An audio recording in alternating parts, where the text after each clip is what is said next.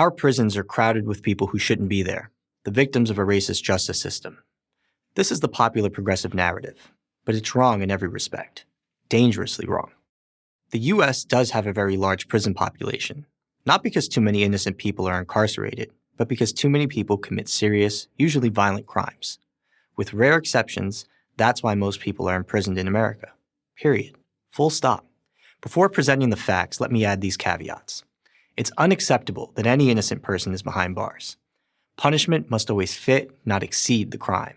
We should do everything we can to reduce the rates of recidivism, committing more crime after release.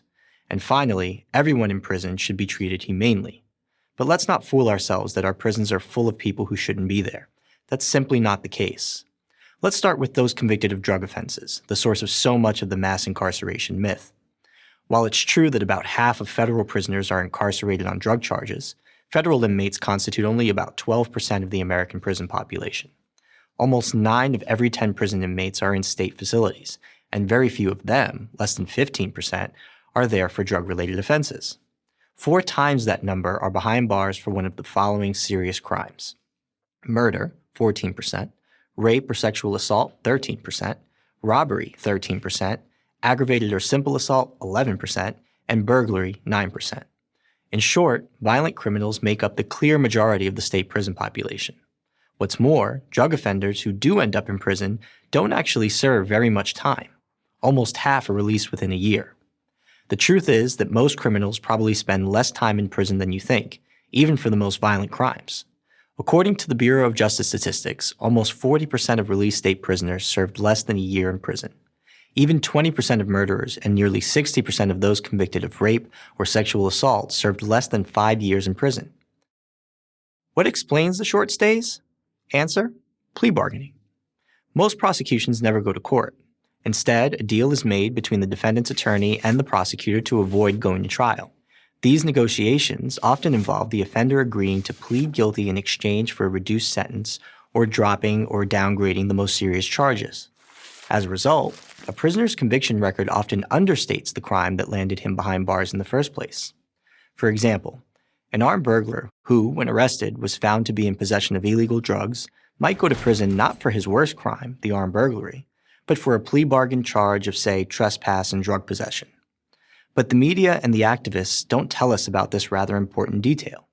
Instead, all we hear about is the poor fellow who's serving time for selling a small amount of cocaine. This assumes, of course, that the convicted criminal does any time at all. Studies done by the Justice Department show that only about 40% of felony convictions lead to a prison sentence. Yes, many are given probation, sentenced to home confinement, or given credit for time served in pretrial detention. But most of the time, convicted criminals don't go to prison. Do we really want even more criminals out on the street? Activists say yes.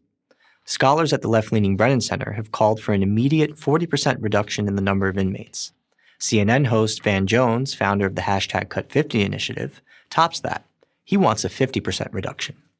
But if the activists get their way, the cost would be high and would likely be paid by the most vulnerable. Most crimes are committed by a small fraction of the population who primarily victimize their own communities. Here's an all-too-common example. In the spring of 2019, 2 men were charged with the murder of a Chicago woman who was shot while holding her baby. One of the men charged had 9 felony convictions, including for a 2004 second-degree murder charge.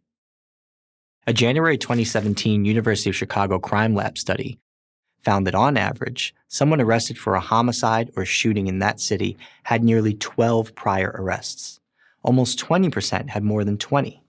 If we cut prison rolls by 20, 40, or 50%, it won't be politicians and media celebrities living in gated communities who will pay the price.